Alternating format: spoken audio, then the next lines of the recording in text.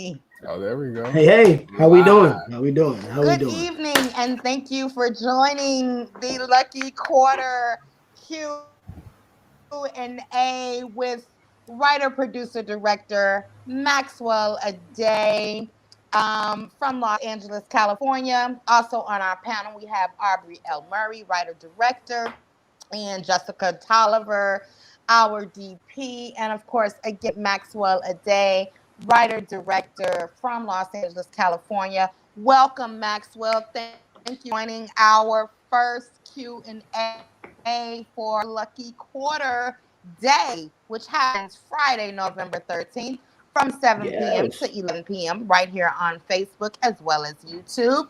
Let's go right into Awesome. it. Maxwell Addae, who are you? Tell our viewers who you are and what you do and all of that good stuff. First, thank you for having me. I'm really excited to be here. This is really cool. I graduated from film school not too long Welcome. ago, so seeing this process is taking me back to my fundraising time, which was being in the trenches with it, trying to raise some money. So I feel y'all. It's Man. it's Yeah. to me, it was the hardest part of making the movie was putting all the money together, every dollar. Um, I'm a writer director, Yes. born and raised in Yes. Texas. Family is from Ghana, and I've been in LA for about 10 years. And I did my undergrad in Texas in film. And then when I moved out here, I thought I would just shoot a couple of shorts. They Mm-hmm. back up the money truck. I start making feature films. We go from there. That's not what happened. And I just kind of been on a journey that led me back into graduate film school, tighten up my skills a bit. And now I'm back out here and trying to make a career in the COVID world. So here we go. Yeah. Yeah. Yeah. Yeah. Awesome. Wow. So Yeah. you said you went to film school in Texas. Which film school was that? And then your graduate school was? AFI, American Film Institute. And then my undergrad was the Yes. University of Texas in Arlington. And yeah, I went there some years in between, and Mm-hmm. then I went to graduate school. Dope. Dope. Dope. Graduate Awesome. school and all that. Maxwell, what was that point where you said, when did you have that aha moment, like, this is what I want to do. I want to be a filmmaker. This is what I want to do, and then this is what I'm going to do. Because there's a difference between wanting to Mm. do something and actually doing it. So when did you have that moment where you said, I'm gonna make movies? Can you repeat the very last part? When did I have the? What was the very last part? The aha moment. When did you say that you wanted to make movies? You want movies. Uh, The aha Gotcha. moment, yes. Uh, that yeah, it is. It is two parts. The first part was I started off in biology. I was a biology major. I was in way over my head. I I was not going to survive that. Mm-hmm.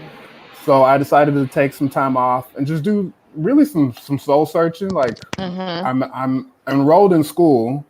I need to pick a major, and I just remembered when I was a kid and how often I would bring kids together in the neighborhood to like put together little, not, I wouldn't even call them plays, but that would be the closest word I could describe it. We would just like, for example, Michael Jackson's Moonwalker. We had that tape at the house. We would watch it, and then we would recreate different scenes from it. And I would do the same with my younger Yes. brother. We would play superheroes. Um, and we would like have these choreographed things. Power Rangers was big at the Mm-hmm. time. So we would like play around and be superheroes and have choreographed moves and everything. And I just remember the feeling movies gave me. And it was really a pull. It was like a pull, some kind of Yes. instinctual thing to investigate it more. So I would say that's when I had the idea to become a filmmaker. But then ever since that day, everything I have done up until now has always asked me that question again and again. Do you want to be a filmmaker?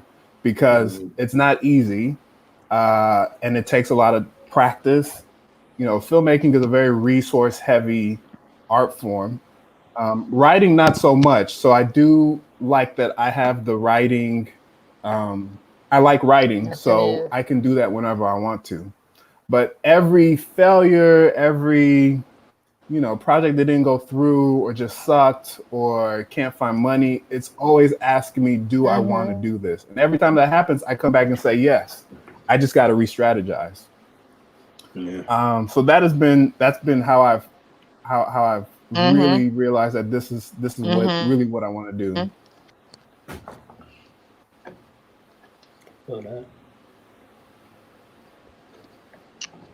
Awesome. So you were a biology major.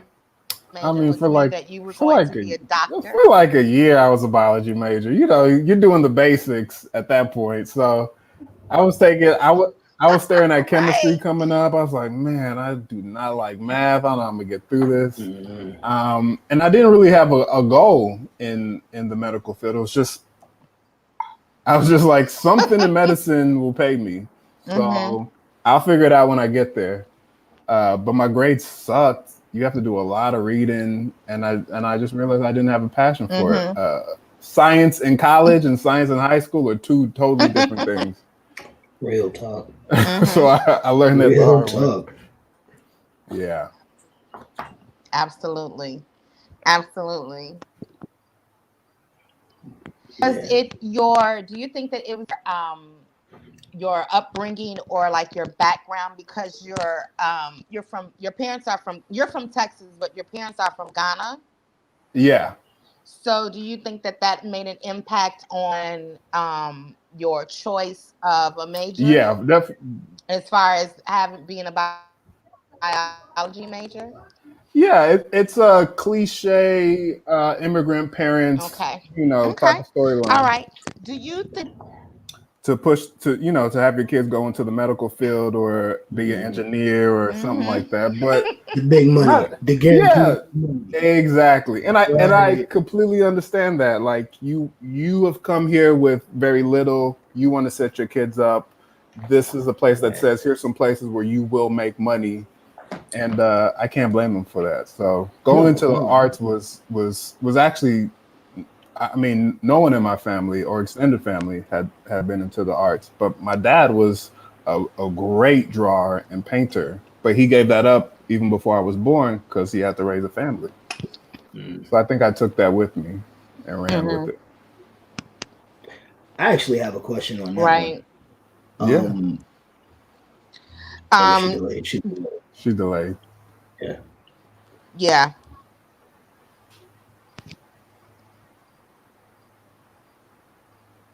All right, I think you can go. Yeah. Go ahead, Aubrey. Oh, okay. I was just checking. So being that you decided, I'm gonna go into the art, right? Yeah. How well did that go over with the fam? Surprisingly, they were supportive. I think I think they could hear me complain about my grades, and they knew I was a bright kid. So the fact that I was having this frustration, they could feel it on me, and I think I don't know how it came across when I told them, but I told them I would finish school. So I think they were happy about that, and I just said I really feel like there's something here, and I guess they just kind of trusted it to a degree that I don't even know where it came from, because there's no guaranteed money in this field. No, that's what's up. That's what's up, man. That's what's up. That right there is a blessing. That's support, man. Definitely. That was a huge blessing. Yeah.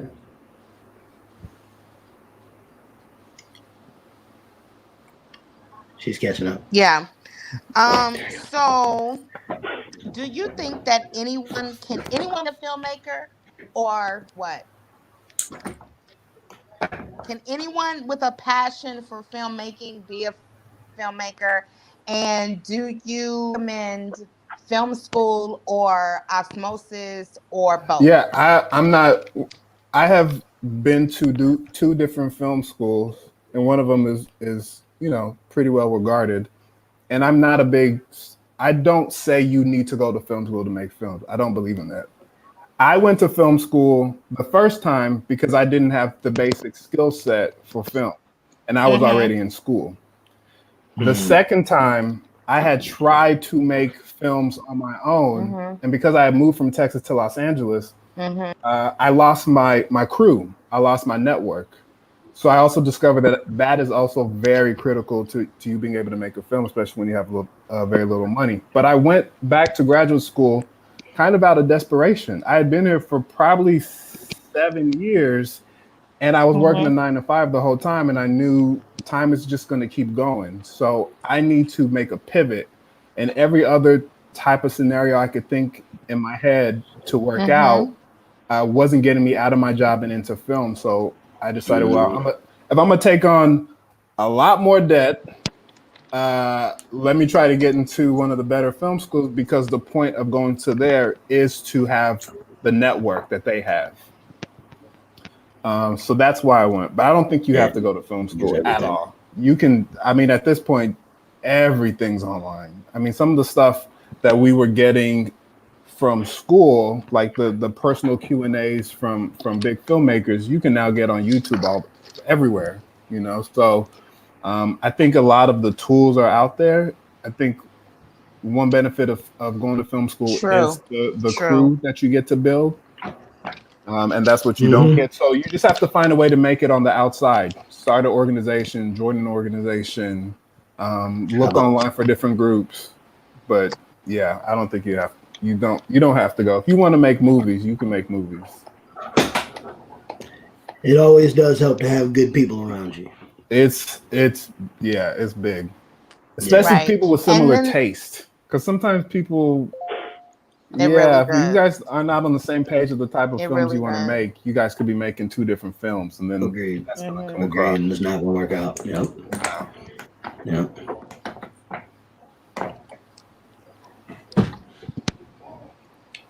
So we have our first question. Her name is Mandy Black Buchanan, which is actually, she's an actress from Tennessee. Mandy and I have a very interesting story on how we met. That's a different story for a time. But her question is, hey Mandy, her question is, what movie changed your life? Like, was there a certain film that made you say, I want to do this? And that's a great question, Mandy.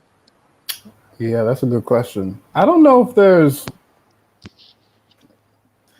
I've been into different types of films in different types of my life. So the films that may have influenced me at that time may not be the same film that would influence me at this time.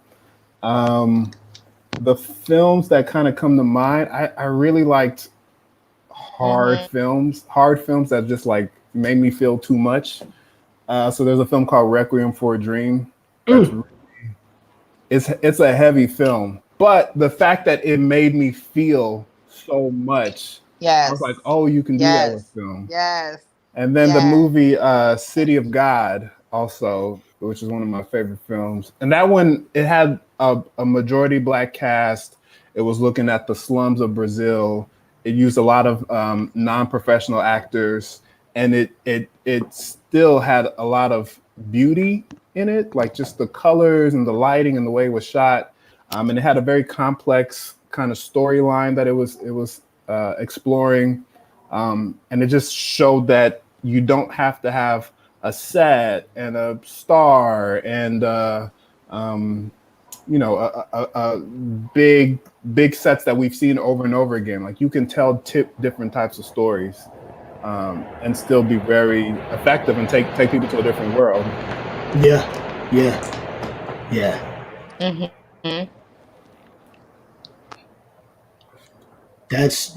Those are awesome. I haven't seen the second same one. Question for you, Aubrey, and then for you as a DP. All right. What movie? Then I guess I'll answer that at the end as well. Word. What movie changed my life? You know what? Mine was nowhere near as deep, but The Usual Suspects. Oh, that's a good one. Man, I was so into it, trying to figure it out, trying to get it, and at the twist, and I had to sit up, and it that was it. Movies like that. I've always been a fan of films that make you think, and go a little deeper. Uh, I don't like. I'm not a fan of things that are like super on the nose and just easy to decipher. I'm one of those that'll figure out a movie with a weak plot at the beginning of the movie and be bored. I don't want to do that to people. I want to give people a little bit more when they watch it, and they're into what they're watching. So, Usual Suspects, Fight Club, one of my favorites. And it didn't even do well in the box office, but it just the way it made you sit up in your seat, you know, that feeling, like I want to do that for people too, you know.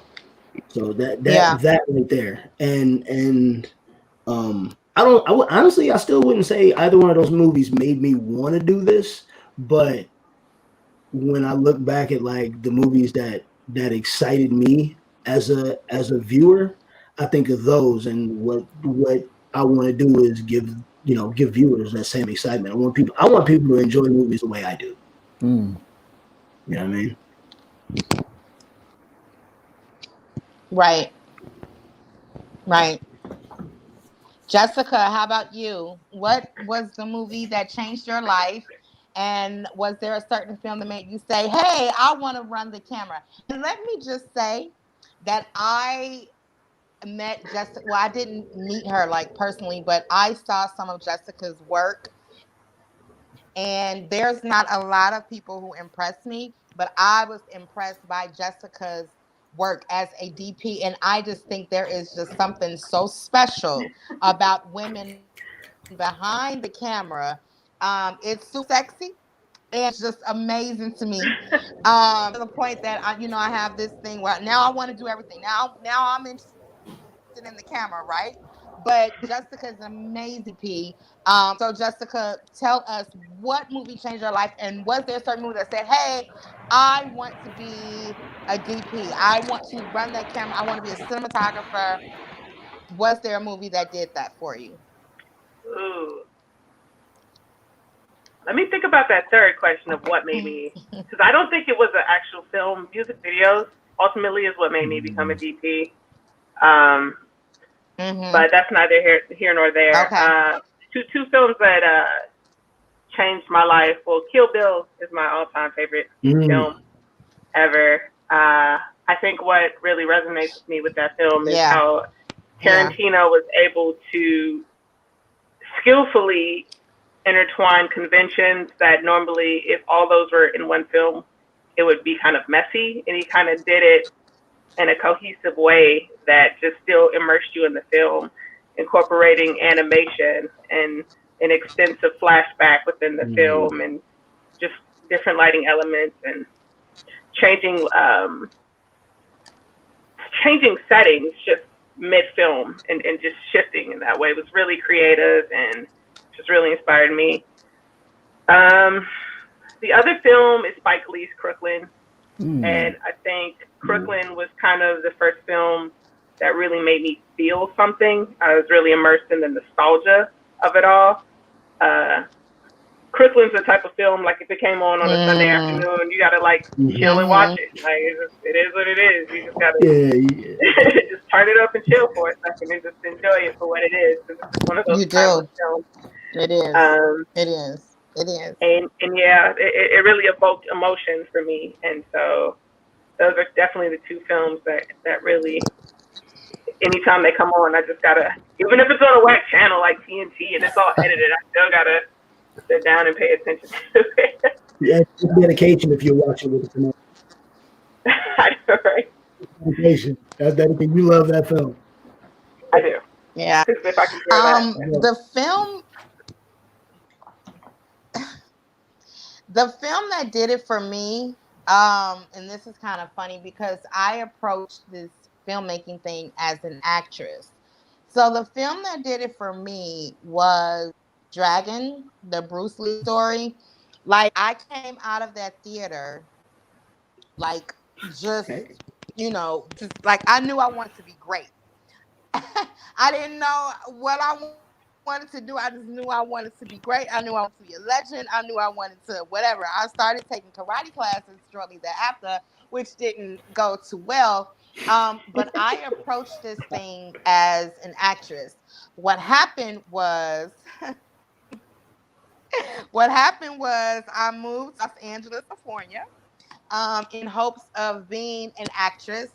And what I found out from like doing audience work and being an extra, actually that's how Maxwell and I met. I was an extra in a film that he was directing. That the actors were, even though they're important to the filmmaking process, obviously, that they weren't the ones that were in control. Like, the ones that were in control were obviously the writers, producers, directors. And although I had started off as a playwright, um, the film, movies was just always that thing for me. Like, I loved television as a kid. I loved going to the movies. Like, is still my favorite thing. So I kind of approached this thing as an actress, but soon thereafter found out that this is kind of where I want to be. And when I came on my first set, I was supposed to come on as a PA, but ended up being like a second AD. And I had no idea what a second AD was. But when that producer asked me if I wanted to be a second AD, I was like, yeah. And I went straight to Google and figured out what a second AD was and came like, yeah, I got this thing. Yep. And so I did my second AD and, like, on the spot. And she was just like, well, just listen to the first AD. Okay, I don't know what a first AD is, but nevertheless, all right. So I just had a different approach to it. But Dragon for me was that, it was that movie for me. Or into the, no, so it was just, I just wanted to be great. And I wanted to do movies. And now here I am. And here I am. Yeah. Yeah. Maxwell, what is your process for making movies? Like, you get an idea or a concept, and then what? What do you do after that? I like to start with an idea that I have a lot of emotions about, but I'm not super clear what they mean. So I'll take either, like, I have I'm trying to think of a good example. I'll take a feeling or emotion. I'll sit with it. I'll try to think out, where did this come from? What do I have to say about it? And as long as I have some idea about what I'm trying to say, I can start trying to find what to pair with it. So lately what I've been doing is trying to find an emotion and a genre to put together. So, for example, I have a film about grief, about losing my father.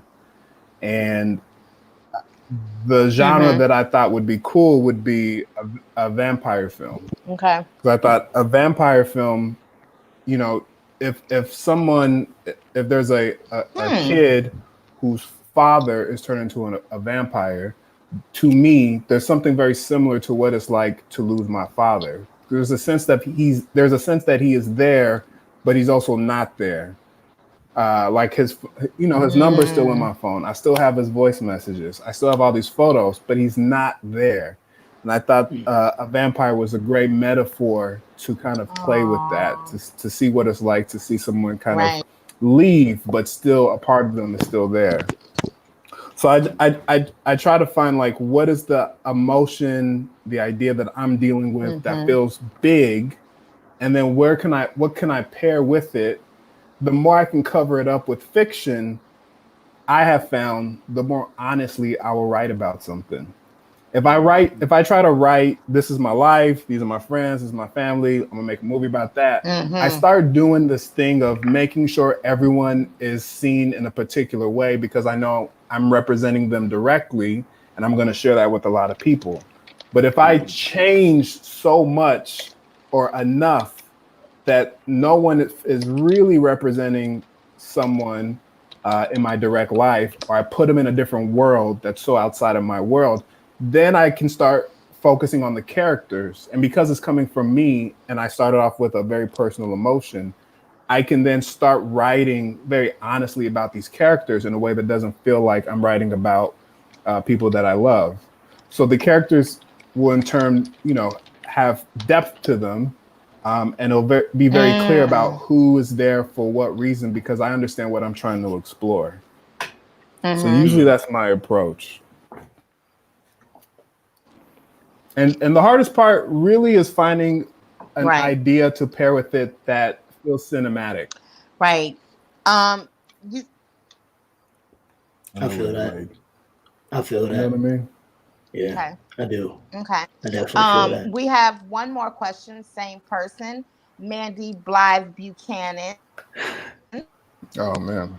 Mandy says, "Thank you all for your answers. Much love." Okay, so Stephen F. King. She's moving us right into like what we're supposed to be talking about. Stephen F. King. If y'all could put your own twist on any of his books or movies with an unlimited budget, which one would you pick? And then I'm gonna add on there and why. Great question, Mandy. Thank you so much. I got one for that one. I just thought about it. By all means. I would do Firestarter. Ooh. But I would star a black girl in it. Okay. I think that'd be interesting to see this black girl with this power and this ability, and to see the way like the government reacts to it, and then her pushing back. I just think that'd be really cool and interesting. That's a good one. I might pitch that one.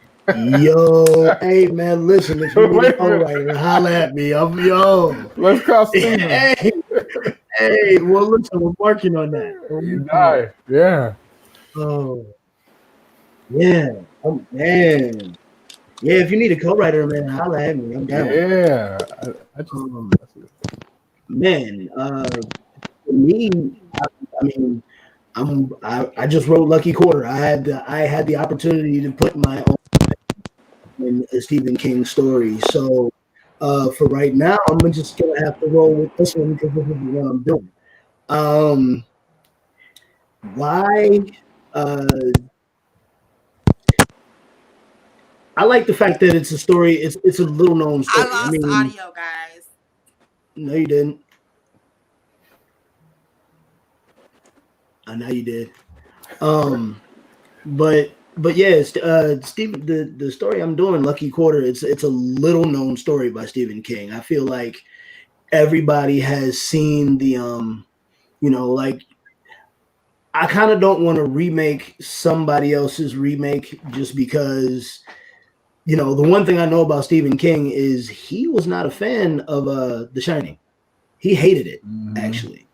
And he hated it because Stanley Kubrick completely changed his story. He switched it up and he put too much of his own spin on it, to the point where Stephen King actually got some people and they made one of those old school Channel 7 Sunday night movies. He did his own version of The Shining because he hated Stanley Kubrick's Shining so much. Wow.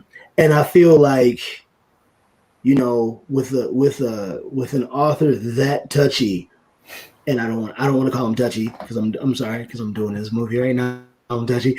But with an author that feels the way he feels about it. I mean, this when you write something, as a writer, that's your shit, Yeah.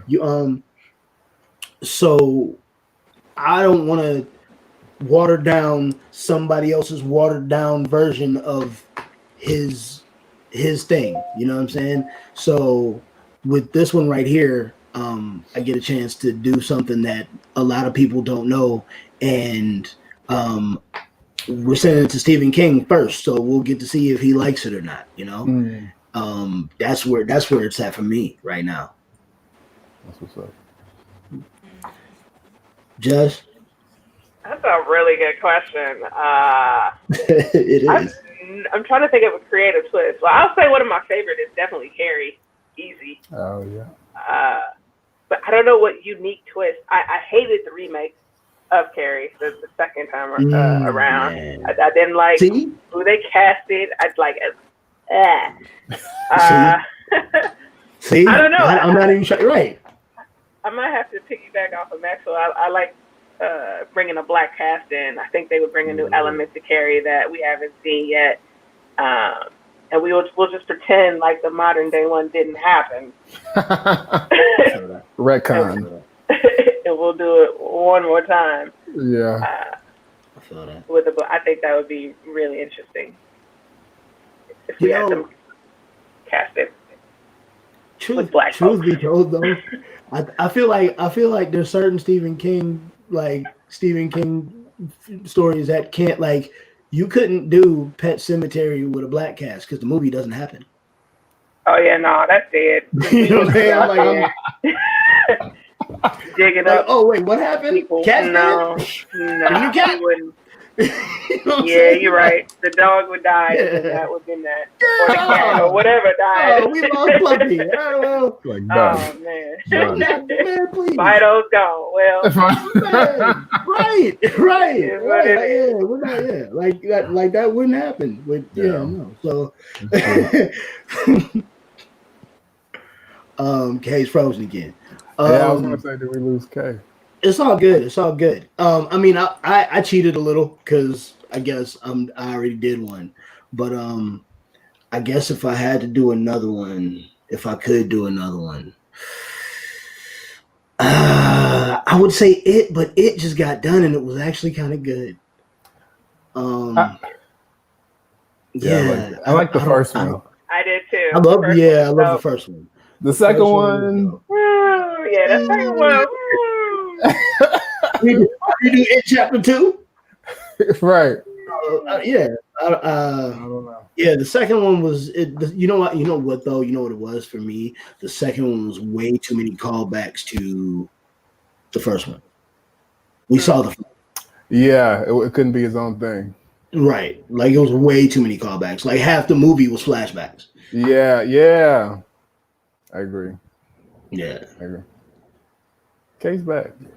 Something gave Mandy chills. What gave Mandy chills? No, she ain't back. Back? Coming soon. Give me 2021. You'll see the take. It's coming. You know, trying to push through making a film and get it off the ground during a pandemic is something special, but it's coming. Believe that real soon.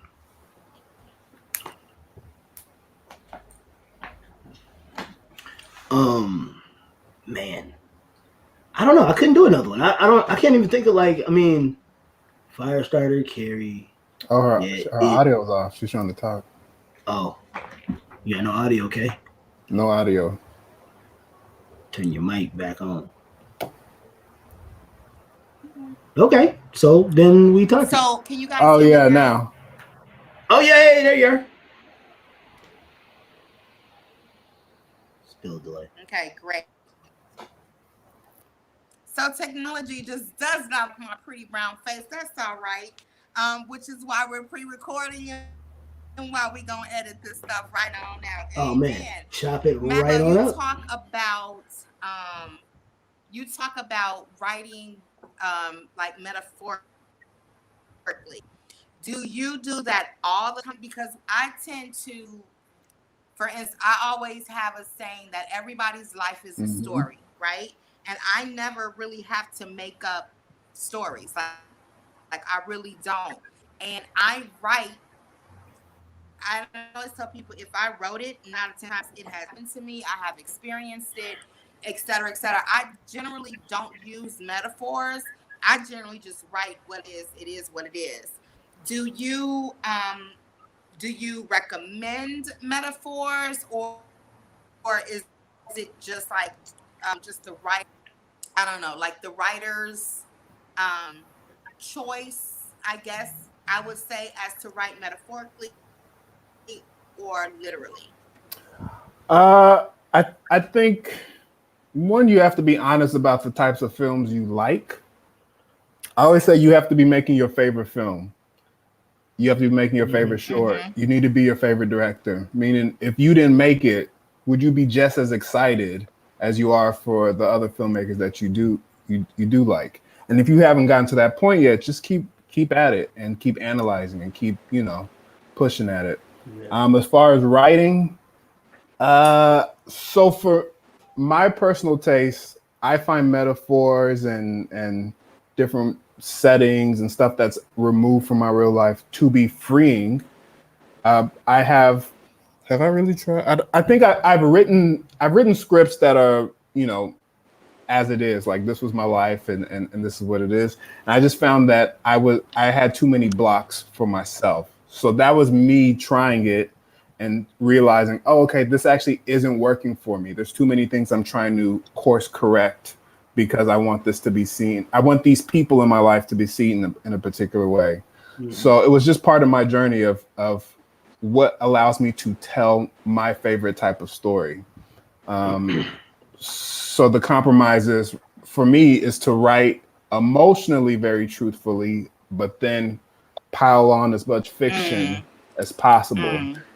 And that has seemed to be, it's allowed me to make stuff that I would be excited about, or it has given me ideas that, to me, if I saw someone else do it, the idea would be exciting. Like I like a lot of artsy, complex films, and I also like a lot of simple, basic, commercial ass films too. Yeah. So I had to find like who are the filmmakers who are making stuff that's similar to that. Yeah. And what can I learn from that? How can I ingest it for myself and turn it into something? It's also more, it's fun to like Awesome. throw. We have one more question from Mandy. I'm sorry, go ahead. Oh, good. The delay. Yeah. My bad. I was just saying, as a writer for me, it's I write a lot of, my life as well. I write a lot of my life. I mean, as of right now, I'm working on a romantic comedy that is 100% my life and the lives of like the people around me. But I do know that if I was completely honest about all the things that I'm fucking up marriages. So you know what I'm saying? So I get to twist it and play with it, and it's actually more fun. Like I got a cartoon that I'm working on, and it's like true life stuff, but it to be able to write honestly, like you said, and throw fiction on it, it actually makes writing fun. Like I enjoy it. I find myself literally writing, and I'd write a line and read it and die laughing at something, you know what I'm saying? That's something I wrote, like, oh my God, that's hilarious. Like, because you get to twist it the way you want. It's that makes writing fun for me. That's a good point too. It took me a while to remember that you should be having fun. You're being creative. Like this should be fun, even if you're dealing with hard, heavy stuff. Like find a way to have something interesting or fun for you to bring to life. Because I think I was just doing heavy stuff that was like real moody, and I was in my early 20s, so it made sense at the time. But once I remembered, no matter what you're writing, you can still have fun. You can still have that scene you're excited to shoot because it has these elements that are interesting to you. And like you said, you have lines in there that you read it and you're like, this is great. So I think all that leads to right. Yeah. Yeah, same. So Mandy has another question. Mandy is just eating us up tonight with questions. Thank you so much, Mandy. Hey, Mandy. Because all of the questions seem to be coming from us. But Mandy says, the black cast for Firestarter and Carrie. I loved that. Who would you cast in leading roles? Let me start that by saying, as far as Firestarter is concerned, I'm not sure who I would cast as that little girl, because that's a really tough act to follow. You have to go a very, very long way to come up to that. But as far as Carrie is concerned, I think I would cast Kerry Washington as Carrie. Washington just in everything that she does, and I promise you, I'm not being funny, but she has this look, this thing that she does with her face and her mouth, and she just seems to me to fit the bill that would be perfect for Carrie, because Kerry Washington's range, she can go from a little humble, meek housewife like she did in Ray to this super duper kick-asser like she did in Scandal. So and Carrie has that dynamic. It has that, little humble, quiet Carrie who is being made fun of, to this complete badass who just kind of takes over. And he also says the little girl from Blackish for Fighter, she got some darkness in her, and I agree with that. Yeah, she really she's does, good. and that's Maxwell, and then Aubrey, and then Jessica. I was thinking of Quavajane Wallace, the girl from Beast of the Southern Wild. She was the lead in that, and I saw her in Blackish not too long ago. She might be interesting. I mean, I haven't seen her do dramatic work lately, but I thought she was great in that film.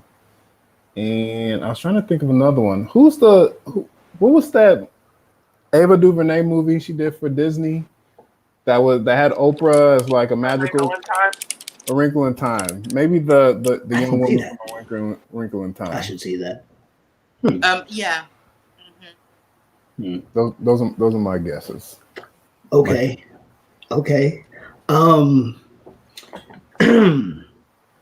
I don't know about Firestarter's hard. Because I mean you're talking child actors, and I mean, come on, Drew Barrymore was ridiculous. So Firestarter, that's hard. I'm gonna have to come back to Firestarter, but I instantly, and I'm not just saying this because she killed the awards, but Zendaya, Carrie, Zendaya, 100% Carrie, 100%, absolutely, without like as soon as she said, yeah, Zendaya's Carrie. I'm with that. Yeah, me too. I don't know who Firestarter could be, man. That's hard because little kids, it's hard to direct children, and you're asking a lot of a child to be. You gotta go a hard way to do her. Isn't there a young black girl on Stranger Things? I haven't seen the show. Yeah, I have not seen Stranger Things. Yeah. I tried. I'm like a season behind, so I'm not familiar with the black. I know she's in the most recent season. Okay. You know way more than me, bro. Yeah, I haven't seen it. I just know of it. I tried. I can't. I gave it a few episodes. Yeah, like 2. Yeah. I literally don't care where Will was, and I was done. Yeah. Okay. I'm sorry. I was done. I don't care where Will went. It's important. I'll like either find him or don't. But like, wow, telling me about it every 5 seconds. Like, I got tired of hearing his name, and I was just like, you know what? I'm Fuck out. Will, and I turned it off. That's what happened. I'm sorry. That's what happened. 100% true. Fuck Will. Anyway, Jessica, go ahead. I'm sorry. Yeah, I have no idea about Firestarter either. I'll be honest. But Carrie, if I could, for Carrie, I'm going to cheat a little bit, because if I could put Lupita in a time machine, I think she would just. I think she would just kill it. Like, no question. Yeah. Yep. Ooh. You know who else I like that doesn't get a play. Yeah. It's Who? Oh. Umbata Raw. She looks like a young Kerry Washington. Mm-hmm. I'm gonna have to look her up.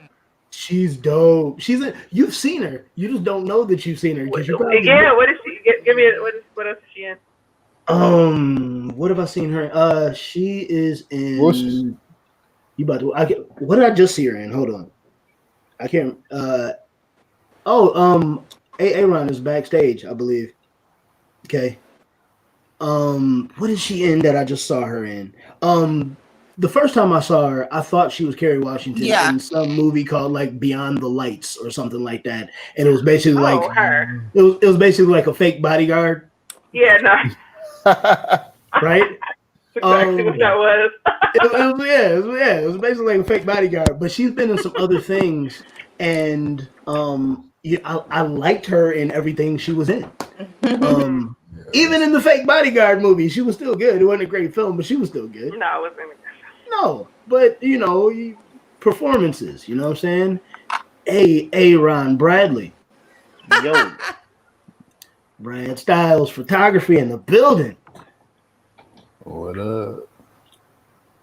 Aaron is a master with a camera too. He takes some amazing photography. Hey man, hey listen, just take a compliment when I'm complimenting you, brother. You know what I'm saying? Don't come in here just making me sound like I'm just gassing. Hey, listen, he's here for a reason. Nice. Yeah, man. Aaron. Yo. We're talking about casting Carrie and Firestarter. If we could throw black actors in there, who would you put? Yeah, that's a tough one. Man, Firestarter at least. Everybody said that. Hey, who asked that question? Was that? Yeah. Who asked that question? Her name is Mandy Blythe Buchanan. Mandy Blythe Buchanan, and she MBB. You came with the toughness. She's an actress that I work with all the time. She is such a troublemaker. Yeah. Well, man, no, she came with the hard hitting one though, because I still don't know. She did. Man, you know what? You know what I would do? You know what I would do since we're using a time machine and cheating like Jessica did? You know what I would do? I would go get Rudy Huxtable. Was she Keisha Knight Polian? Man, what? I would go get Rudy. Yes. I would go back Keisha. I would go get Keisha. Absolutely. That's a good one. For Carrie, I would want to see the little black girl. She ain't little, but the black girl from the Old Guard. Oh yeah, Kiki. Yeah, Kiki. Yeah. She was good. You said for Carrie? Yeah, I'd like to see her give it a shot at it. Yeah, that's a good one. I agree. That's a good one. She was in If Bill Street Can Talk, and she was good in that. Okay. It is. Okay. It is. Huh. Yeah, that's I just have one last question for Maxwell. It's getting late in the hour. It's almost 9:00 here in Chicago, which means it's almost 8 or 7. I'm sorry, in LA, and we know that Maxwell he's so busy, he has things to do.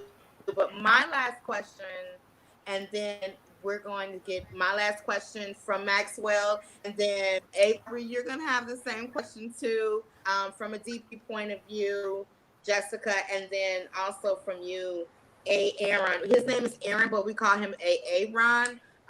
It's a Misfit Productions thing. Maxwell, how do we get money for our films?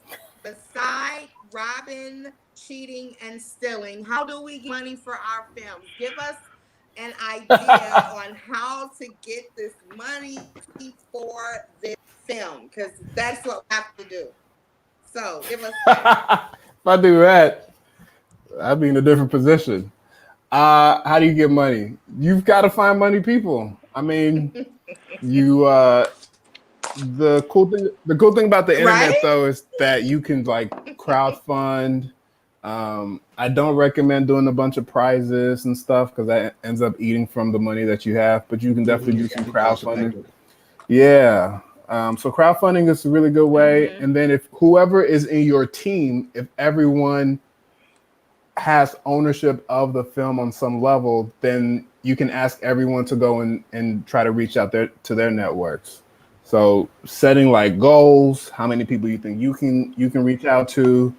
Right. Money raising is a full-time job. It's why companies like nonprofits have a position just for raising money. It is. Because it's hard and you have to be annoying and you have to be strategic and you have to be you have to set goals and deadlines. You have to bother people. You have to bother people again, the same people you bothered the first time. And I'm so annoying. It's an important skill to have. And you just kind of piece it together piece by piece. And I have no problem. You decide what is the lowest amount you can do it for. And then what is like the ideal, and then what is in the middle. And you just, as it's coming along, you just keep looking at what you have in front of you and seeing if you can make it work with what you have. But you do have to be honest about that because you don't want to try to make something when you don't have enough and you don't really have a plan with what you have. So you want to make sure that there's at least a plan. You know, there's A, B, and C options for how you can shoot the same material, and really be okay if you go with your last option. Can you still do the movie you want to make? And if you can't, maybe you don't do it. You approach it some other way. You also don't have to always make, films. Like, can this work in a different medium that is cheaper? Can we start it off as a short graphic novel and then use that as a proof of concept? Can we, if we're trying to make a feature, can we do a short? I'm not a big fan of doing a scene out of a film. I think if you do a short, tell a complete story, and then use that as a proof of concept to try to bring, try to raise money. So there's other ways you might have to take a step back to take a step forward, but there's no easy answer to raising money. True that. Yeah, there's no cookie cutter way to do any of this. Yeah. Definitely. At the end of the day, it's really,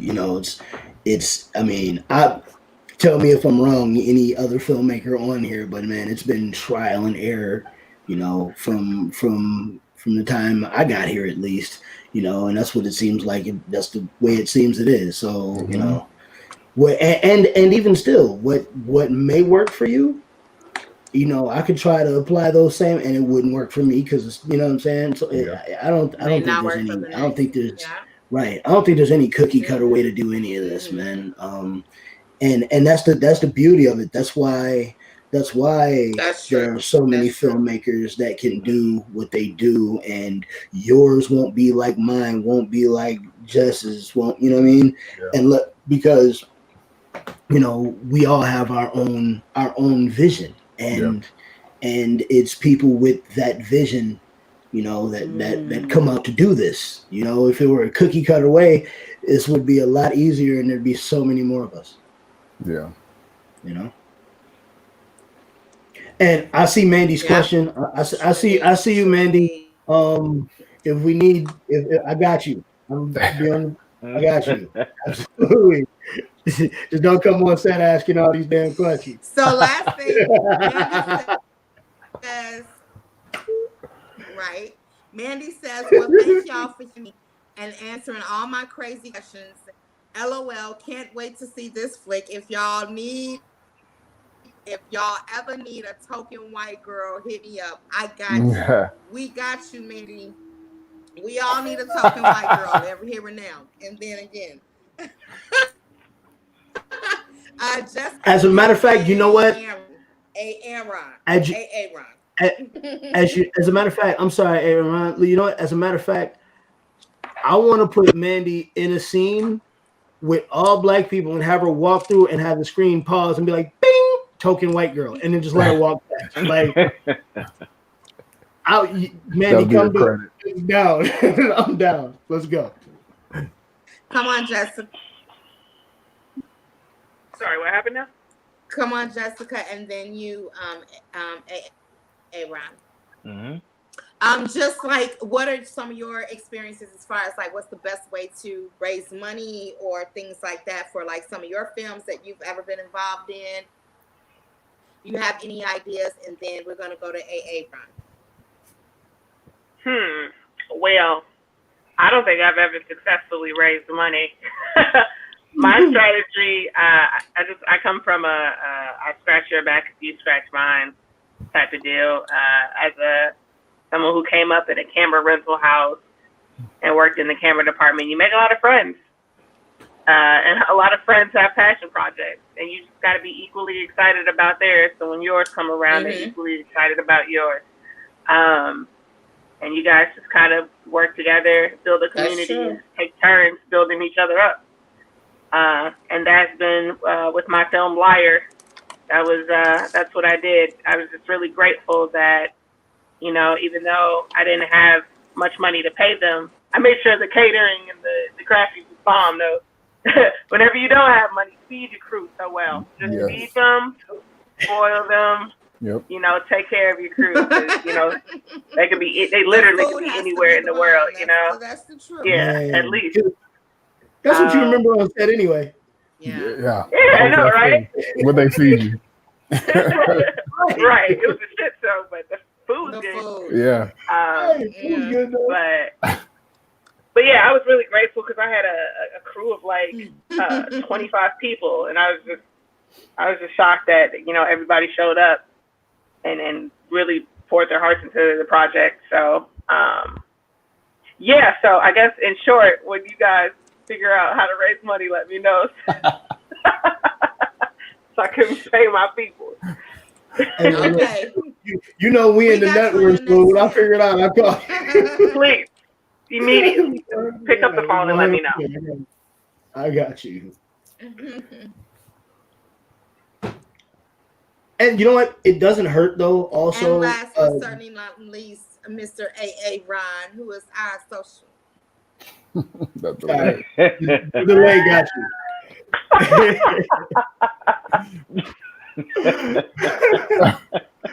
Finish your thought, Aubrey. You said it doesn't hurt to what?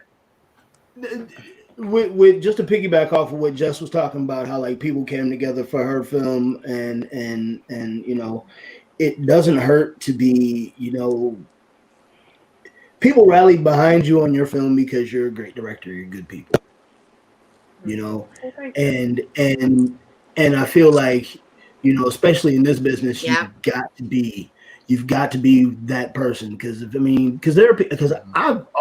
run into people that are complete dicks in this business. It's like, hey, well, so you don't want to work with me and I don't want to work with you, fine. And you know, in order to, you know, networking is everything, and you've got to be personable and have people want to jump on with what you're doing. And it does help to, like she said, I'm passionate about hers, and she's passionate about mine, and that's where it's at. You know, like, you know, it's that team. That team is everything. Yeah, for sure. Good work ethic and character goes really far in this industry. I learned. If you have those two traits, then, you know, it won't be long till you get to where you want to be. For true. Hey, Ron Brads. That's true. One of the things that I can appreciate about this particular project is that we have a team. I know the delay is driving y'all crazy as much as driving me nuts. But anyway, one of the reasons why I really enjoy working on this project is because Misfit Productions already has a team. They came in with someone doing social media and then someone doing this, doing that. So really all I have to focus on is getting the money for this project and then bringing the film together as producer. So that is a plus. But when you have to do everything on your own, like I find myself like, oh, I don't have to do that. I don't have to do that. Oh, this is done. It really, really makes the process a whole lot easier. So thanks for Productions for having that halfway already together for me. Now, Mr. A. Ron. You have the floor. Well, seeing as how this is basically really the first movie I'm really working on like that, I don't know how to raise money for a movie. But whenever I did do a fundraiser or something like that, I have a camera, I have lenses, I go out and shoot stuff, and I run special photography stuff. So yeah, Pay me money. That being right. said, I use my camera for a lot of stuff. Hell, I've used my phone to take pictures for people on stuff. So that's basically how I raised money to get all my camera gear by doing stuff like that. That's smart. Because 9 times out of 10, I am by myself. I am a loner to the core of me. Not no more. You ain't got to be. Yeah, I know.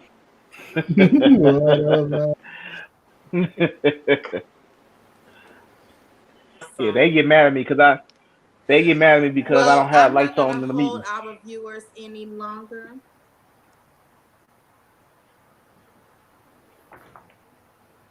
Okay. Indeed. I'm not going to hold Delay. our viewers any longer. You all can catch Maxwell Addae. I know. You all can catch Max. That's why we're editing. You all catch Maxwell Addae at www.m as in Mary, AXWEL as in L as in Larry, A as in D as in David, D as in David, A as in Apple, E as in elephant.com. That is www.maxwelladdae.com. Thank you, Maxwell, for joining us for this, our first film Q&A. I am going to talk to my people about this connection and my devices. I'm going to write a letter. Heads need to roll, man. Heads will roll. Heads need to roll, man. I love you. Heads are going to roll off with their heads. Off with their heads. So I love you all very dearly. Mwah, mwah, mwah. Thank you for joining us. Blessings on all of your projects. Again, as I've always told you, I'm only a phone call and a 4.5-hour plane ride away from whenever you need me. And I hope that you will enjoy Luckey Quarter as we continue this process and as we get the final cut. I'm quite sure I'll be calling and texting you and complaining and stuff and talking. But I love you very dearly, Maxwell. Thank you, Jessica Tolliver, for joining us. Thank you, A. Aaron Bradley. And, of course, thank you, Aubrey L. Murray. And thank you, viewers, for watching our Thanks, Mandy. live Filmmakers Q&A. Join us. Mandy. I'll post it whenever we have another one. Yeah. Thank you, Mandy. Maxwell, holler at me about Gary. A special shout out to me. I mean, who asks I'm down. all of the public's questions, always has our back. Mandy says good night. Oh, okay. Y'all. Good night, Mandy. She's still here. Hey, man. You was here? Mandy's still in the building. Stay till the lights go off. Thanks for having me, Kay. I appreciate you. Mandy is all right or die. All right. Appreciate it, Kay. I love you all. Have a good evening. Bye. Bye, y'all. Later. Yeah.